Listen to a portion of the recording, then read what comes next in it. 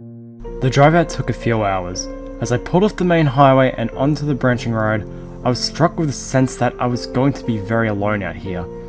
I'm an avid hiker, but since many of the hiking trails I'd normally frequent had become almost crowded as of late. For this trip, I'd settled on a trail I'd vaguely heard of, but knew next to nothing about. It led up towards some serious wild territory, with nothing around for hundreds of miles. The land was technically part of one of the nearby national parks, but was only barely mentioned on the park's website. I suspected this was because it was much further out than regularly visited trails, only accessible from a branching road that pretty much led to nowhere. My plan was to head into the wilderness and camp out overnight under the stars. I live in a desert state. No, I won't tell you which one. And I figured out there'd be some stunning views of the constellations in the cloudless sky at night, especially since it was forecast to be moonless night. I'd already walked the popular day trails in the area, so I was looking into for something a bit farther afield. The plan was to camp out under the stars and head back in the morning. The deserted road suggested I was right in thinking that nobody came this far out. Should be a good chance to relax and get away from it all. Eventually, I reached my destination and pulled off the asphalt of the road and into the gravel of the parking area, tires crunching as I slowed to a stop off to one side. Parking lot. Wouldn't have been too generous a title. It was really just an unsealed area next to the highway with a signpost announcing the entrance to National Park territory. The area was almost empty, only a single other car parked up. I got out and stretched, looking around and spotting the low sign that marked the trailhead. As I did, I took a second to glance at the other parked car. It looked like it'd been there for an age. All four tires were flat, although they didn't look like they were punctured. Every surface was dusty. I looked back at my car, which was lightly coated from the drive-in, but this was well and truly caked on. There were no broken windows, and it didn't look like it had been stolen and dumped. It didn't look damaged at all. Must have been there for a while, I thought to myself, wondering why no one from the park service had it towed by now. I made a mental note to call them when I got home. I opened the door to my back seat and got out my pack, hat, and rifle. I thought hard about whether to bring the rifle. It was an extra weight after all, and odds were I wouldn't need it. But last time I'd been out hiking overnight, I'd had a far too close encounter with a coyote that left me wishing I had something more than rocks to protect myself with. I figured since it was only a small .22 caliber, it wouldn't be too heavy, and I packed it into the light soft case that fit alongside my pack. I reached into my pack for my sunscreen and slathered some on my arms and neck before turning off my phone. I'd called my sister before I left town to let her know my plans, and stowing it and my keys away, shouldering my things, and setting off up to the trail. I got no more than a couple of hundred yards when I slowed to a stop, nose in the air. There was the slightest breeze, but with it came the hint of something behind it. I winced as the warm air hit my face, because the smell it wafted towards me was terrible. "Smells like something died," I muttered to myself. The breeze died down and the smell went with it. "Ugh," I said, setting off again and picking up the pace. I couldn't see any buzzards around, but if there was something dead nearby, I didn't want to be anywhere near it if the wind kicked up again. The hiking wasn't eventful. I won't bore you with all the details, but it was great terrain, a clear and easy trail through the desert shrubland. Some hours in, I was breathing hard as I reached a slightly hillier bit of the trail.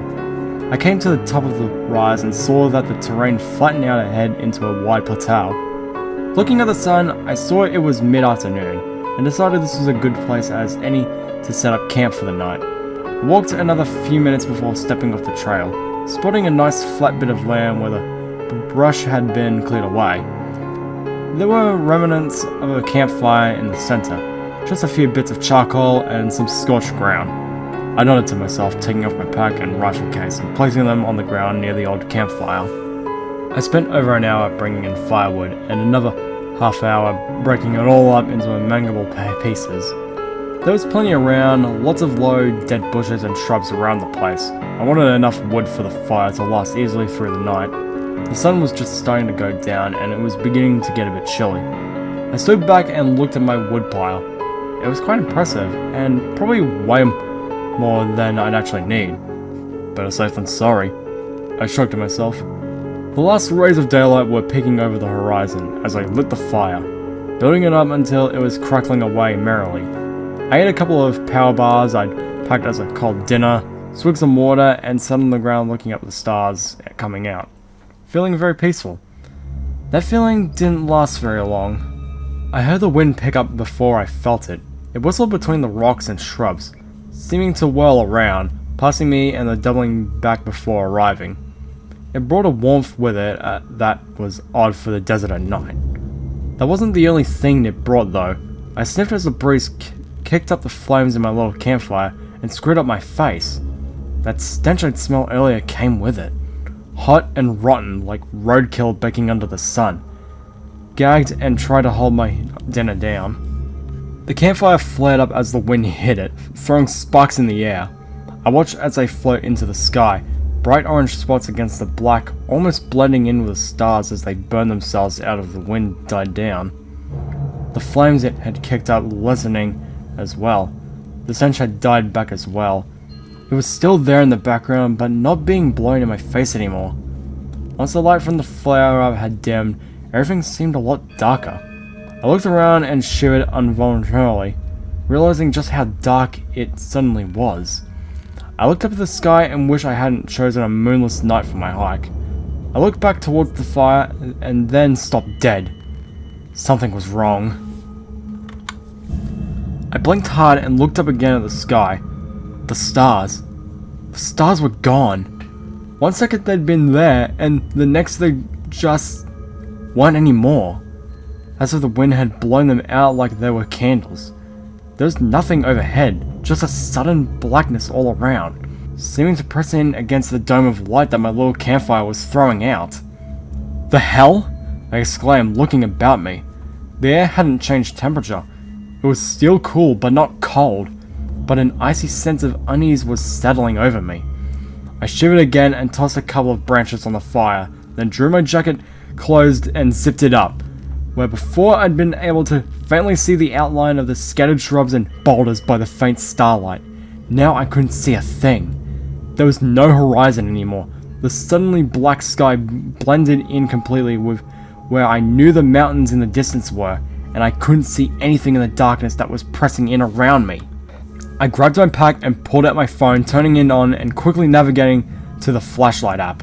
The phone's flash lit up and cast a harsh light on the ground, and then flickered and died, the phone turning itself off again. I pressed the power button again, but the screen stayed suddenly black. Shit! I thought to myself, reaching back into my pack for my keys. I found the pen light on my keyring and turned that on, which also immediately flickered and turned off. I whacked it a couple of times to no avail, before giving up in disgust and stowing my keys and phone back in my pack. I looked around me, shivering with unease again. It was very dark. I couldn't see more than 20 feet on either side of the fire. It was almost as if the light was being forced back in on itself. I couldn't hear anything other than the crackle of the campfire. The whistling of the wind had stopped. That god-awful smell was still in the background though, like there was something dead nearby, and... What the hell was that? I heard a noise like someone clearing their throat. A thick, wet... My stomach dropped, my breath catching in my throat for a second. I wasn't alone out here. Looking in the direction the noise had come from, saw a small flash in the darkness, and then another tingle ran up my back of my neck as I realized there was something out there, sitting just outside of the reach of the light from the campfire, watching me. My sister had a little dog, and I remember staying with her once and looking at me from a dark room down the hall while it was in the brightly lit lounge. I couldn't see it at all, but I knew it was there from the way the light bounced off its eyes, dim yellowy pinpricks in the darkness about a foot off the ground. What I saw was like that. Only instead of the eyes in the dark being knee-height like my sister's dog, these were 6 feet off the ground. Too tall to be a coyote or even a mountain lion. I thought to myself almost absently, trying to control the fear that was bubbling up inside me. "Yah! Get out of here!" I yelled, standing and waving my arms in the air. It didn't leave. Instead, the eyes came down a couple of feet, like the thing had lowered its head. I slowly moved to put the campfire between me and it moved in turn. I kept moving around the fire, and it kept moving too. I stopped and stared at it, and it stopped and stared right back. Something else was strange. My feet had crunched to the gravel as I turned to face it as it circled, but it made no sound at all as it moved. The darkness hid all but the barest outline, and even that was fuzzy at best. Apart from what I assumed were eyes, all I could see was a slightly darker spot in the blackness. Crouching, I picked up a rock and chucked it in the direction of the eye flashes. The rock sailed through the air and I lost sight of it in the darkness, but I'd swear my aim was dead on. It didn't hit anything. I just heard a crunch as the rock fell to the gravel and tumbled away. The flashes in the darkness bobbed up and down slightly. Whatever it wasn't afraid of me, and it seemed to be moving closer. Slowly, very slowly, I reached for the rifle case, unzipping it and taking out my little .22. I pulled the bolt up and back, and then forward and down again, chambering around.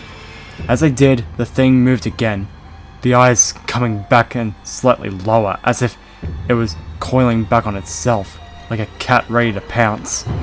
I've moved my thumb to distend the safety, pulling the stock tightly into my shoulder and aiming for where I guess the thing's center mass would be, a bit more than a foot below where the glint of the eye were. "Don't make me use this!" I yelled at it again. "Just go away!" I heard a wet sound, like a growl from a dog crunching food in its mouth, and squeezed the trigger. The sound from my little rifle seemed deafeningly loud, splitting the quiet of the night like lightning splits the sky. I lowered it slightly, peering over the barrel towards the thing. It hadn't moved at all after coiling back. It'd stay right there, ready to pounce. But there was no way I'd missed it, not at this range. Worked the bolt back. I frantically thought to myself, get another round in and re-aim. Squeeze the trigger. Work the bolt. Aim. Squeeze the trigger. Again. Again. Again! The hammer came down on an empty chamber. My ammunition was spent. I'd only packed a single 5-round magazine, and I had nothing to reload with. I hadn't counted on needing any more than that. The thing shifted slightly, growling again as it moved. The flash from its eyes in the firelight disappeared, and I lost sight of its outline. I lowered my rifle with shaking hands, switching my grip to clutch the still warm barrel like a club, ready to swing the stock into whatever that thing was. Something solid hit me in the back, and I screamed as I spun on the spot, swinging the rifle like a bat. It whooshed through the air, hitting nothing. I took a step back, breathing hard as I saw that familiar glint in the dark, just beyond the border of where the light from the fire showed. It'd gotten behind me in seconds, and I hadn't heard it moved at all. But what had hit me if it hadn't come into the light? I looked down, lying at my feet was a single hiking boot. I glanced back up towards the thing. It hadn't moved. It was just there, watching me. I looked back at the boot, which wasn't in the best shape. The fabric was torn and it was caked in reddish-brown mud. Hang on, I thought. Stooping to pick it up, I shifted it closer to the fire for a closer look. Blood. The boot was caked in dried blood.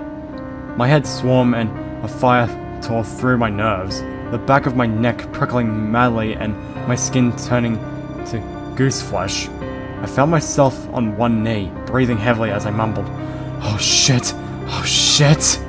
I looked back up towards the thing, which still hadn't moved. I stood and screamed at it. "What do you want with me?" It didn't answer. I dropped the boot. I jumped as there was a small pop from one of the branches in the fire, but was suddenly struck by an idea. I moved closer to the fire and spotted a branch that only had one end alight. I pulled it from the blaze and turned to face this thing. It growled again as I held up the branch, which rose to more of a snarl as I threw it towards it. The blazing stick lit up in the night as it tumbled through the air towards the thing, and a horrified thrill ran up my spine as I caught a better glimpse of the outline of it, just for a second before it scuttled away from the light. It was huge, big as a bear, but without any of the mass, lean as opposed to bulky. It was dark, so dark that it seemed to flow and blend into the gloom behind it. It had 4 long legs attached to an almost stumpy torso, but it hadn't used all 4 when it moved.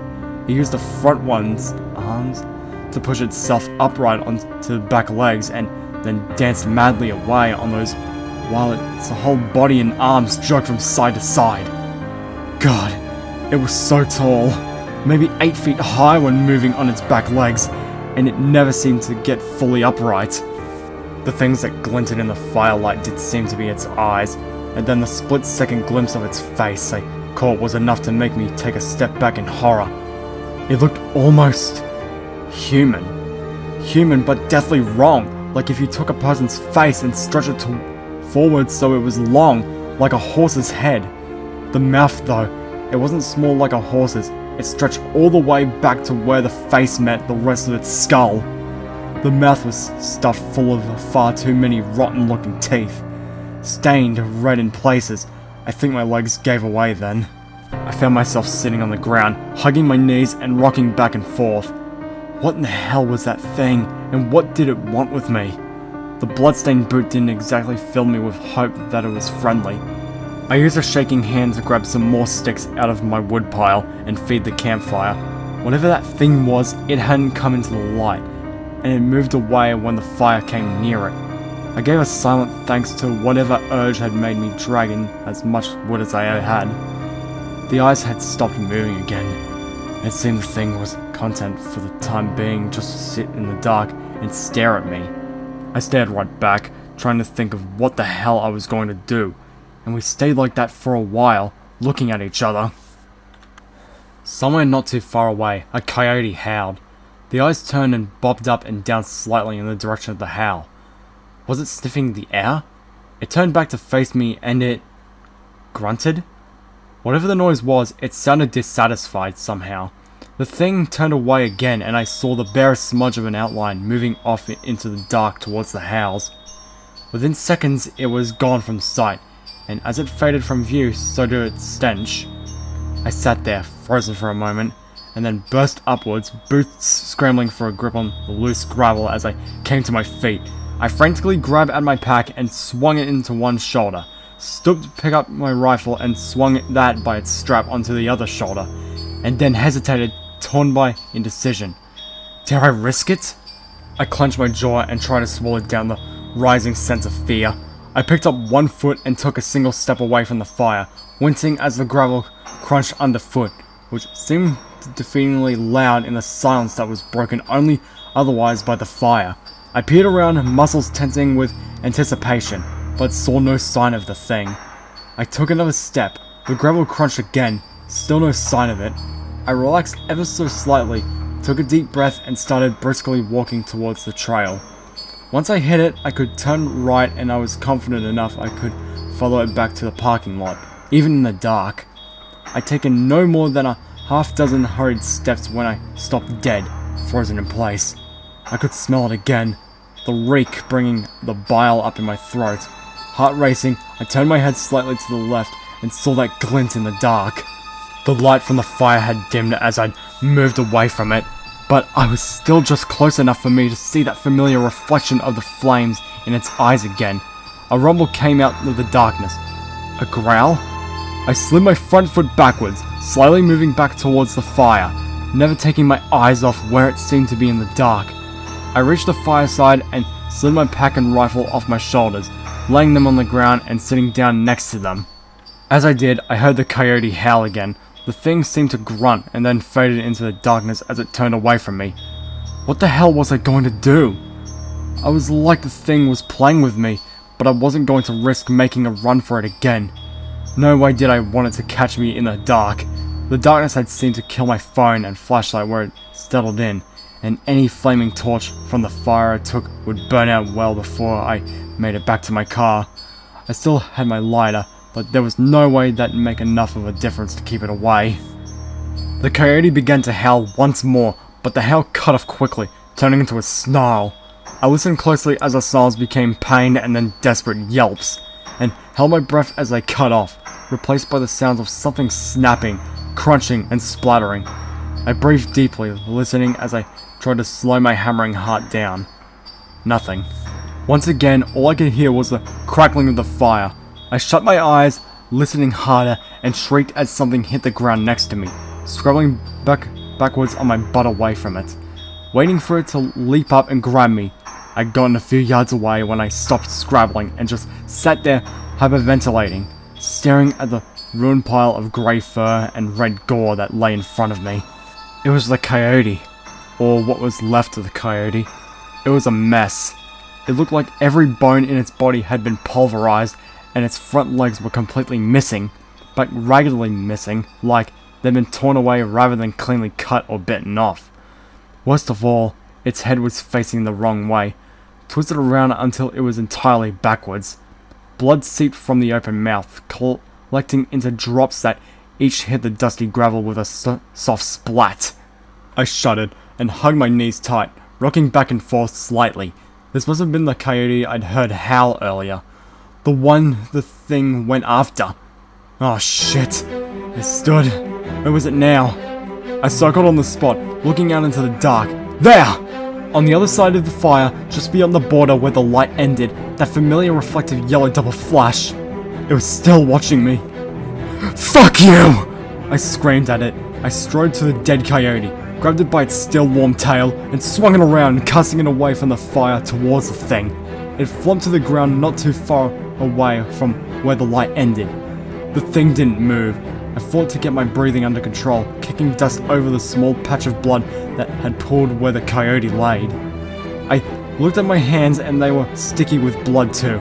I grabbed my water and rinsed the worst of it off, wiping my hands on my pants to dry them.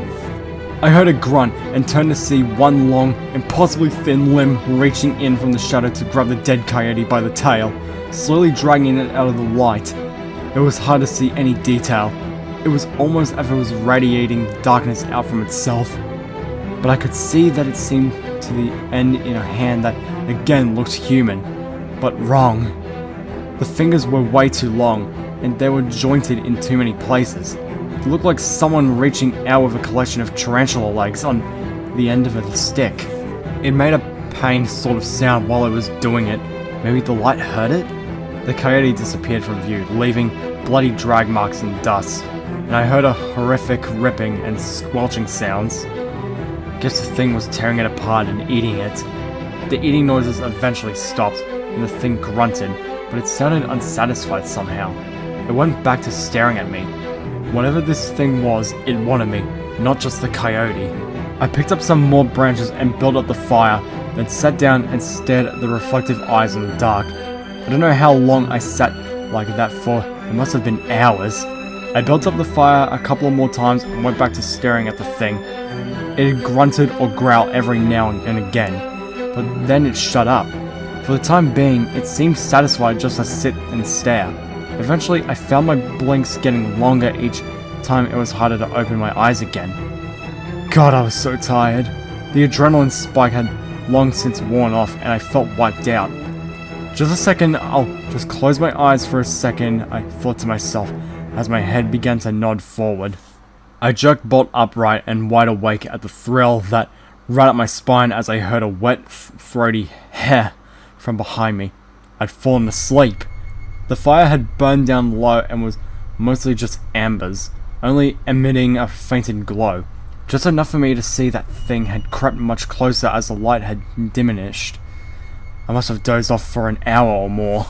Leaping to my feet, I grabbed some branches from the pile and hurled them into the remnants of the fire, and then fell to my hands and knees so I could frantically blow into the embers, desperately trying to stir them back into life.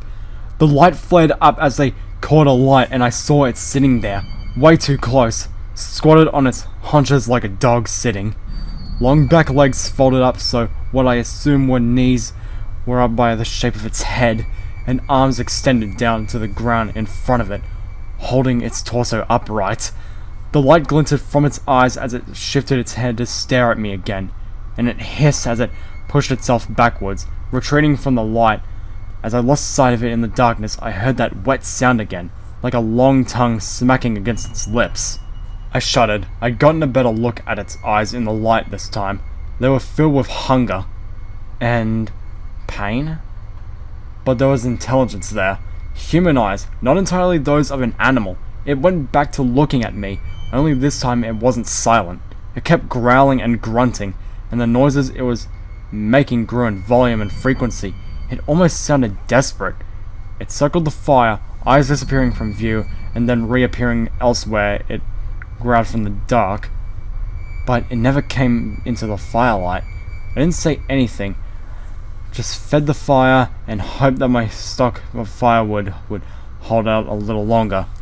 I brought a lot in, but it was diminishing by this point. Then, finally, the thing made a noise I hadn't heard yet, a hiss higher in pitch than anything else it made, and it looked up at the sky before staring at me once more. It made a disgusted sort of noise, and then turned away.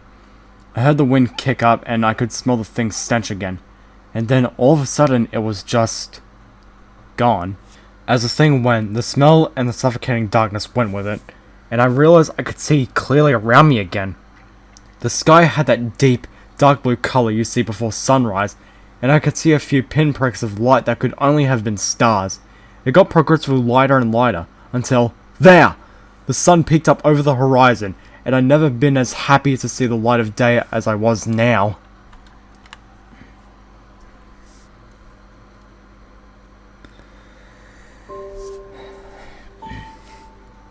I waited another hour and a half until the sun was well in the sky and things were starting to heat up before I dared to make a move. I picked up my things and got the hell out of there, shuddering as I passed the remnants of the coyote, just a bloody patch of grey fur and shattered bones. I jogged the whole time, never pausing, never stopping, and never looking behind me. Every time I slowed, I'd hear the wind whistle again, and I'd catch a whiff of something foul, so I picked up the pace again. Hours later, I was just about ready to drop when, there, the start of the trail. I could see down into the car park. Without stopping my jog, I reached back and pulled my backpack off, holding it in one hand and awkwardly cradling the gun case in my other arm, as I scrabbled in the pack for my car keys. I almost tripped as the hard trail gave way to the gravel of the car park, but managed to keep my footing as I scrabbled towards the car. I fumbled with the keys for what seemed an age, before throwing open the door, tossing my things across and slinging myself into the driver's seat, both hands gripping the wheel with a white-knuckle grip. I looked at myself in the rearview mirror and was taken back at a haggard, wild-eyed figure that stared back at me. There were rivers of clear skin in the dust caking my face. I realized I'd been sobbing with relief since I'd been able to see the end of the trail.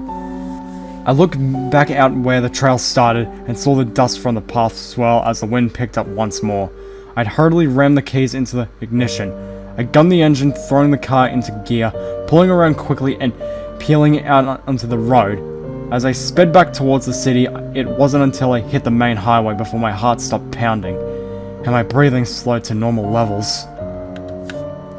A few hours later, less time than it took to drive out there, I was not doing the speed limit. I was home, with my doors locked and the sunlight streaming in through the windows. My phone turned on after I'd plugged it in. "Now you work!" So I messaged my sister so she wouldn't call a search and rescue. A day or so later, I called the park service and told them that I'd been stalked by some mountain lions on the trail, and they removed the area from the information section of their website. Nobody really went there anyway, they said. I didn't mention the abandoned car or the bloody boot, and didn't tell anyone what had really happened. And after all, who would have believed me if I did? There was no point in sending anyone else into danger. Later, I started reading up on some local folklore, but stopped pretty quickly. I came across something that made me start to shake at the description of it. I'm fairly sure I now know what the thing was, but I decided I wouldn't look any more into it, and I'd just try to pull it all out of my head. It hasn't really worked. My breath catches in my throat every time I go into a dark room while I fumble around for a light switch. I don't hike much anymore. If I do go hiking, then it's strictly along well-used trails, and I never ever do an overnighter. I had work transfer me to a branch a long way from the desert. Couldn't deal with a feeling of hot wind anymore. I'm somewhere where it snows now. My encounter left me with a lot of unanswered questions, but one question ranks above all the rest. It's something I'm not really sure I want to know the answer to. If that thing I had read about is real, then what else is real and hiding out there in the dark?